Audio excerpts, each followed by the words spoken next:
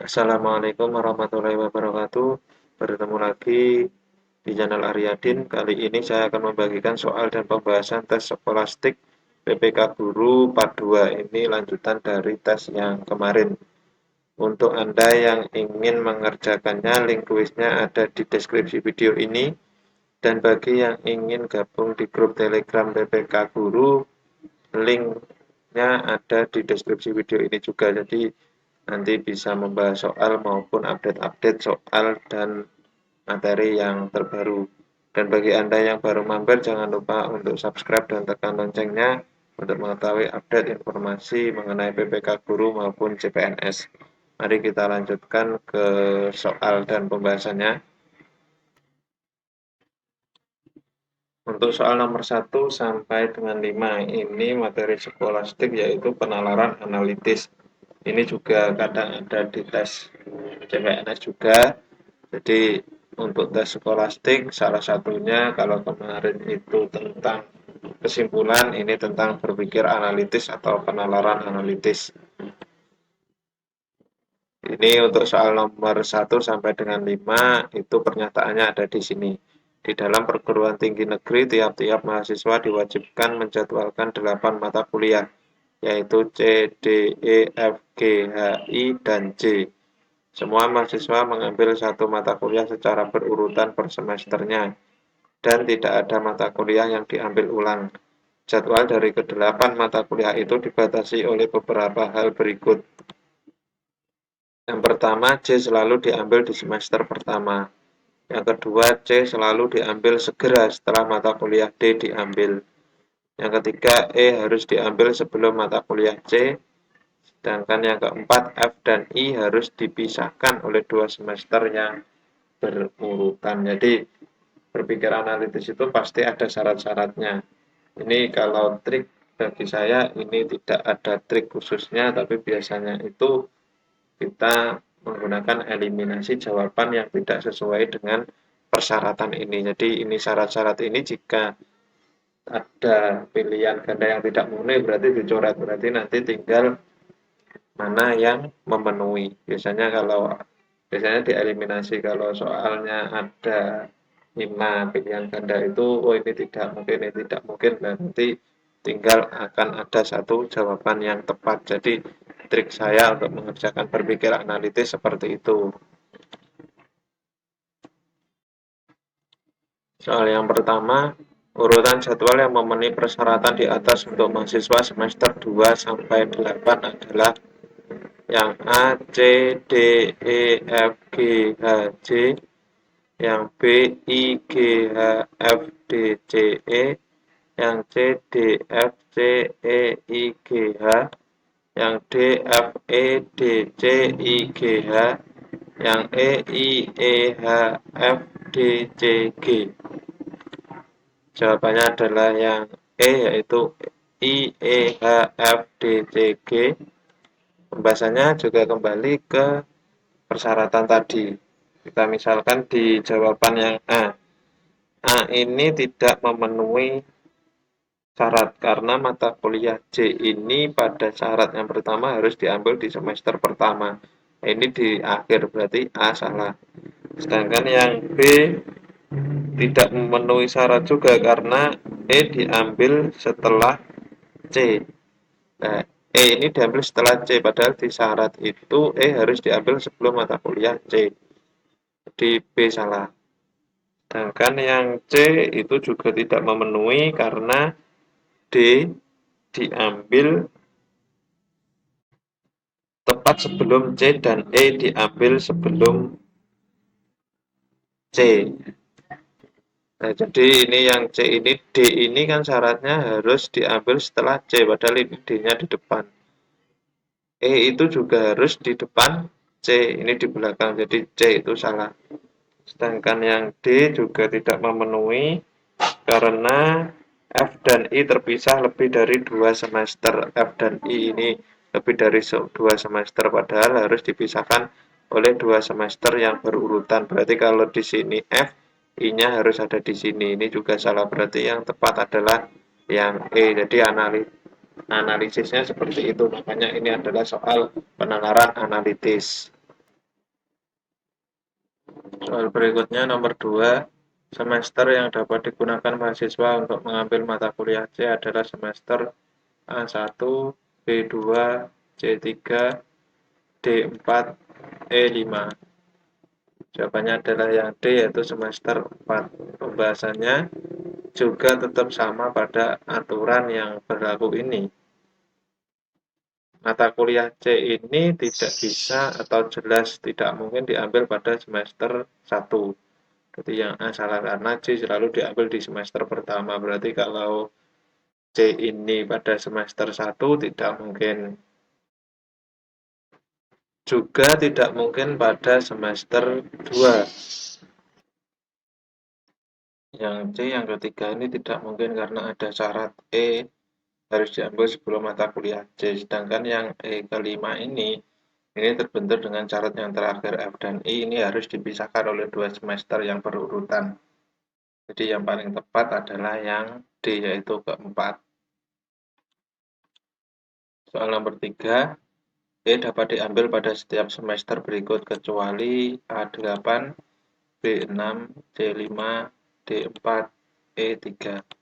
Jawabannya adalah yang A, yaitu ke-8. Kalau yang ini alasannya cukup mudah, kembali ke syarat ini. Berarti kan E itu ini harus diambil sebelum mata kuliah C. Berarti kalau yang ke-8 ini kan berarti yang paling belakang, padahal E itu harus diambil sebelum mata kuliah C. Jadi yang paling tepat kecuali yaitu yang A8 karena E ini bisa diambil pada semester 2, 3, 4, 5, 6, 7. Mengapa 2? Karena yang pertama kan harus ada J ini. Jadi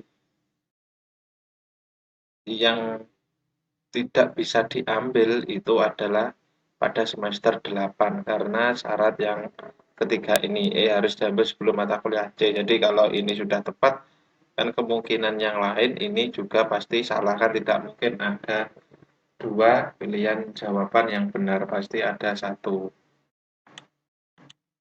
Soal nomor 4, jika F diambil pada semester 3, maka I harus diambil pada semester A8, B6, C5, D3, E2. Jawabannya adalah yang C, yaitu pada semester 5. Pembahasannya ini.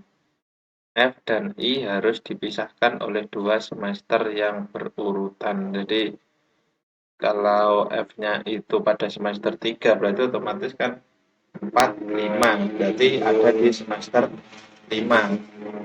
Tidak mungkin di semester 3 juga, ini juga salah. Ini berarti kan nanti bukan 2 semester, 8 juga seperti itu. Jadi yang dengan syarat ini F dan I harus dipisahkan oleh 2 semester yang berurutan. Berarti kalau F di semester 3, berarti I-nya semester 5. Soal berikutnya, soal nomor 5.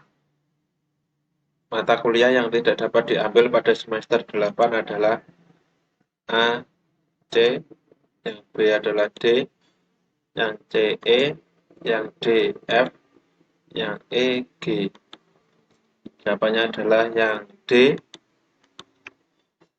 Tetap mata kuliah yang tidak dapat diambil pada semester 8 adalah C dan D karena C tadi kan harus diambil pada semester 1, berarti tidak mungkin diambil di semester 8, tetapi di pilihan tidak ada. Dan mata kuliah D harus diambil sebelum mata kuliah C. Berarti kan tidak mungkin D ini berada di paling belakang. Jadi jawabannya yang tidak dapat diambil pada semester 8 adalah C dan D. Sedangkan yang ada pada pilihan yaitu yang D ini. Jadi jawabannya adalah B. Soal nomor 6. Nah ini bentuk pernyataan baru soal ini atau pernyataan ini untuk soal nomor 6 sampai 9. Ali, Desi, dan Tika menaiki bus yang berhenti di 6 tempat yang berbeda, yaitu U, V, W, X, Y, dan Z. Masing-masing orang turun di tempat yang berbeda dan tidak naik bus itu kembali. Informasi lainnya yang berkaitan dengan aktivitas ini adalah sebagai berikut. Yang pertama, satu di antara mereka turun di U. Jadi ini satu di antara ketiga ini mesti turun di U. Yang kedua, apabila ada yang turun di W, maka tidak ada yang turun di Y. Syarat yang ketiga, apabila ada yang turun di V, maka tidak ada yang turun di X. Syarat yang keempat, jika tidak turun di V ataupun di Z. Untuk soal nomor 6, apabila Ali turun di V dan Desi turun di U, maka Tika mungkin akan turun di A di Z, B di U, C di V, D di W, E di X. Jawabannya adalah A di Z. Bahasanya juga kembali ke ini. Satu di antara mereka turun di U. Ini yang ada di turun adalah Desi. Apabila ada yang turun di W, maka tidak ada yang turun di Y. Ini tidak ada. Apabila ada yang turun di V, maka tidak ada yang turun di X. Jadi Ali turun di V, ini X ini tidak mungkin. Tika tidak turun di V ataupun Z. Di V ataupun ini jadi ini tadi ada kesalahan kotak ini, seharusnya jawabannya ada di D yaitu W. Mengapa demikian? Karena ini V dan Z ini kan tidak mungkin, berarti A dan C salah. U sudah ada yang turun juga salah. X-nya kalau ada turun di V berarti X salah, berarti yang paling tepat adalah yang D yaitu turun di W untuk soal nomor 6. Soal nomor 7, apabila tidak ada seorang pun yang turun di W atau Y, maka dari pernyataan berikut yang salah adalah A. Ali turun di Z, Desi turun di U, dan Tika turun di X. Yang B. Ali turun di U, Desi turun di Z, dan Tika turun di X. Yang C. Ali turun di X, Desi turun di Z, dan Tika turun di U. Yang D. Ali turun di Z, Desi turun di V, dan Tika turun di U. Yang E. Ali turun di U, Desi turun di V, dan Tika turun di X. Jawabannya adalah yang E. Pembahasannya ini tadi tetap tidak ada yang turun di W atau Y. Berarti tidak ada, sehingga pola tempat perhentian bus adalah UXZ atau UVZ. Nah, tapi karena polanya ini ketika tadi tidak turun di V ataupun di Z. Berarti ini semuanya betul, tidak turun di ini. Tetapi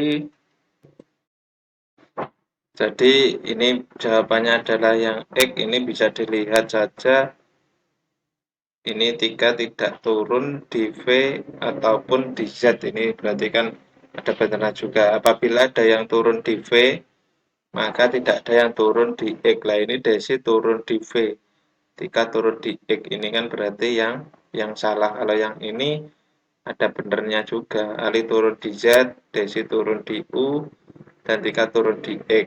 Kan tidak ada V-nya. Berarti ini memenuhi. Untuk yang B, Ali turun di U, Desi turun di Z, dan Tika turun di X. Ini juga memenuhi. Yang C, Ali turun di X, Desi turun di Z, dan Tika turun di U. Ini juga memenuhi. Ali turun di Z, Desi turun di V, dan Tika turun di U. Ini juga memenuhi. Dan yang tidak memenuhi atau pernyataan yang salah yaitu yang ini. Karena pada pernyataan yang ketiga ini, apabila ada yang turun di V, maka tidak ada yang turun di X. Nah, ini kan Desi turun di V, tapi Tika turun di X. Nah, inilah pernyataan yang salah. Soal nomor 8, jika tidak ada yang turun di X dan Y, sedangkan Desi turun di U, maka Tika dapat turun di A, W atau Z, B, W atau V. Yang C ini V atau Z. Yang D, W saja, sedangkan yang E, Z saja. Jawabannya adalah yang D, yaitu W saja pembahasannya. Mari kita telusuri satu persatu untuk W atau Z. Apabila ada yang turun di W, maka tidak ada yang turun di Y. Ini dari sini kita ketika dulu syaratnya tika tidak turun di V ataupun di Z. Berarti untuk yang A ini salah ada Z-nya, yang C, yang B ini juga salah karena ada V-nya ini. Yang C ini juga salah, B dan Z ini pasti salah. Sedangkan yang E, Z saja salah. Jadi ini merupakan jawabannya ada di syarat yang terakhir ketika tidak turun di V ataupun di Z. Berarti kalau ada yang V atau Z ini berarti salah. Berarti A ini salah. Yang B salah, yang C salah, yang E salah. Jadi yang benar adalah yang W saja. Soal nomor 9, jika Desi diharuskan turun di U dan Tika turun di W, maka Ali dapat turun di A, V, X, Z, yang B, W, Y, Z, yang C, U, V, Y, yang D, W, X, Y, yang E, X, Y, Z. Jawabannya adalah yang A, yaitu V, X, Z.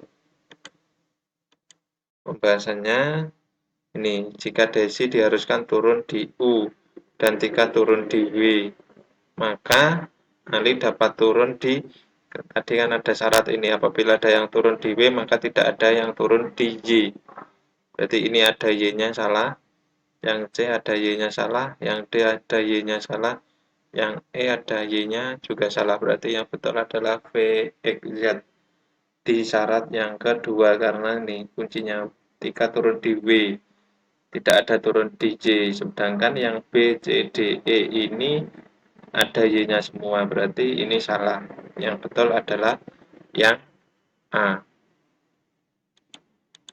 Soal terakhir, Afni lebih muda daripada Zainuri.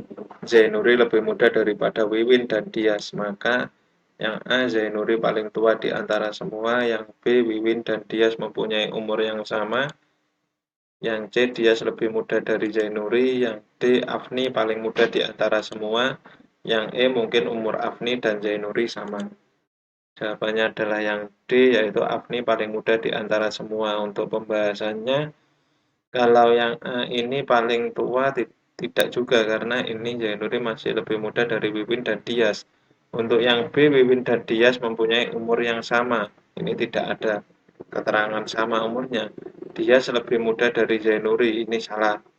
Yang E mungkin umur Afni dan Zainuri sama. Ini salah juga karena Afni lebih muda daripada Zainuri. Berarti yang paling betul adalah yang D, Afni paling muda di antara semua. Terima kasih, cukup sekian pembahasan tes skolastik part 2 kali ini. Nantikan kuis-kuis berikutnya. Jangan lupa untuk subscribe dan bisa di-share ke teman atau sanak saudara Anda. Jika ada salah kata, saya mohon maaf. Terima kasih. Wassalamualaikum warahmatullahi wabarakatuh.